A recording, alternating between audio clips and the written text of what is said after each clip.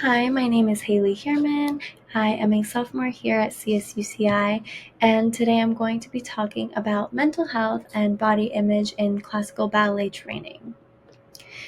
I do want to start off this presentation with an advisory, noting that there will be talk and mentions of eating disorders, mental health disorders, as well as body image. We'll begin with ballet itself. Ballet originated as court entertainment in Europe and was only technically formalized during the 15th and 16th centuries. In the 16th century, Catherine de' Medici, an Italian noblewoman, the wife of King Henry II of France, and a great patron of the arts, began to fund ballet in the French court. Thus began the growth of Ballet des Cours, a program that included dance, decor, costume, song, music, as well as poetry. A century later, King Louis XIV helped to popularize and standardize the art form. His love of ballet fostered its elevation from a pastime for amateurs to a more endeavor requiring professional training. Now, what is body image and how does it pertain to ballet?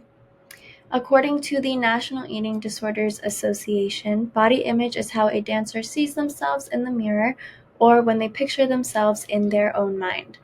Body image can reflect, but is not limited to, one's belief about their appearance or one's feelings towards their body shape. That may include their height, shape, as well as their weight.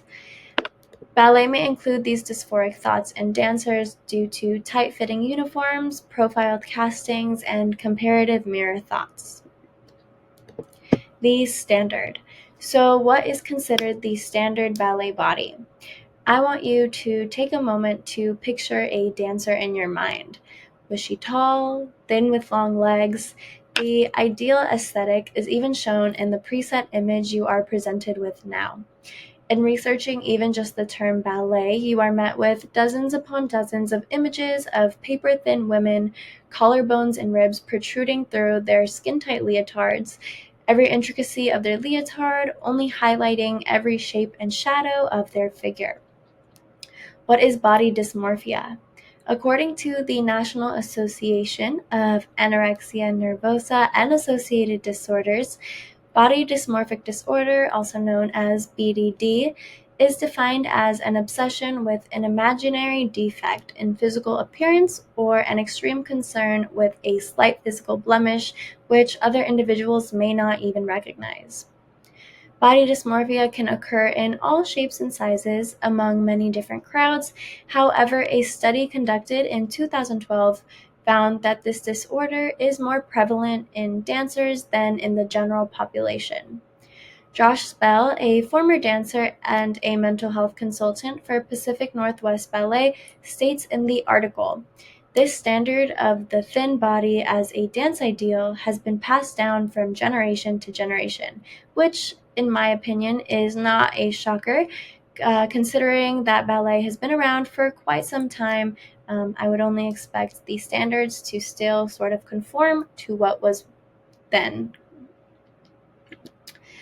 In my research, I found a quote that really stuck out to me. It reads, "To be a dancer is to be disciplined in your training and in your eating. We were all competing to be the thinnest." Now, personally, as someone who was a dancer for 10 to 12 years, it was brutal out there.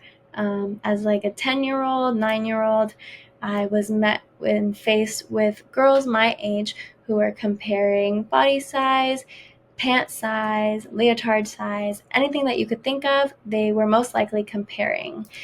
It is also difficult when you are constantly staring at yourself in a mirror, along with bodies of various other women. After doing my research, I was able to conclude that much of the research I found was supported by my own 12 years of experience in ballet, along with the fact that many dancers are left with lasting effects such as PTSD, anxiety, and depression. These are my works cited. And thank you so much for listening to my presentation. I would love to answer and follow up with any questions you may have for me from my own experiences as a ballet dancer.